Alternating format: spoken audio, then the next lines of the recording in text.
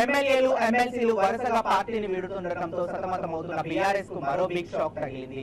Patancheru MLA Gudem Mahipal Reddy BRS పార్టీని వీడి కాంగ్రెస్ గూటికి చేరారు. సీఎం రేవంత్ రెడ్డి సమక్షంలో ఎమ్మెల్యే మహిపాల్ రెడ్డికి కండువా కప్పి కాంగ్రెస్ పార్టీలోకి ఆహ్వానించారు. ఆయనతో పాటు జహీరాబాద్ బీఆర్ఎస్ ఎంపీ అభ్యర్థి గాలి అనిల్ కుమార్, పలువురు కార్పొరేటర్లు సైతం హస్తం తీర్థం పుచ్చుకున్నారు. ఇప్పటి వరకు మొత్తం 9 మంది బీఆర్ఎస్ ఎమ్మెల్యేలు కాంగ్రెస్ లో చేరారు. ఈ కార్యక్రమంలో సీఎంతో పాటు మంత్రులు పొంగులేటి శ్రీనివాసరెడ్డి, దామోదర రాజనరసింహ, మాజీ ఎమ్మెల్యే జగ్గారెడ్డి, నీలం మధు, శశికళ యాదవ్ తదితరులు ఉన్నారు.